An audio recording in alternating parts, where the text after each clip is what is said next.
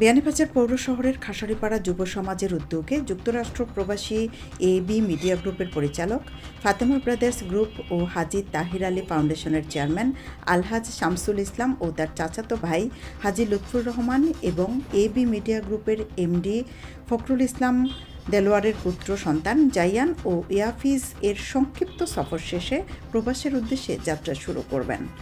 বুধবার রাতে খাসাড়িপাড়া যুব সমাজের পক্ষ থেকে তাদেরকে প্রবাস যাত্রা উপলক্ষে বিদায়ী সংবর্ধনা প্রদান করা হয়। তারুণ্যের উৎসব উপলক্ষে বিয়ানীবাজার আদর্শ মহিলা কলেজে বৃহস্পতিবার দিনব্যাপী পিঠা মেলার আয়োজন করা হয়। এ সময় পিঠা মেলার বিভিন্ন স্টল পরিদর্শন করেন বিভিন্ন স্তরের শিক্ষক ও দায়িত্বশীল বৃন্দ। জকিগঞ্জে লাখো মানুষের উপস্থিতিতে বালাই হাওড়ে অনুষ্ঠিত হয়েছে আল্লামা ফুলতলী এর ১৭তম ইন্তেকাল বার্ষিকী উপলক্ষে ইসালে সওয়াব মাহফিল।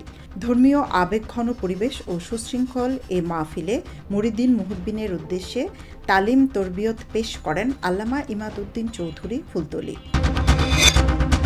শাহজালাল বিজ্ঞান ও প্রযুক্তি বিশ্ববিদ্যালয়ে র্যাগিংয়ের দায়ে হল থেকে আজীবন বহিষ্কৃত ১৬ শিক্ষার্থীর শাস্তি প্রত্যাহার করেছে কর্তৃপক্ষ।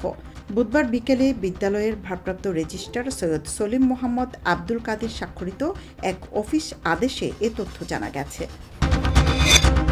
কুলাউড়ায় এসো নিজে বদলাই দেশ বদলাই এর প্রতিপাদ্য নিয়ে তারুণ্যের উৎসব উদযাপিত হয়েছে। বুধবার সকালে উপজেলা প্রশাসনের আয়োজনে পরিষদ হলরুমে যুব সমাবেশ ও বর্ণাঢ্য র্যালির আয়োজন করা হয়। সমাবেশে সভাপতিত্ব করেন উপজেলা নির্বাহী কর্মকর্তা মোহাম্মদ মহিউদ্দিন।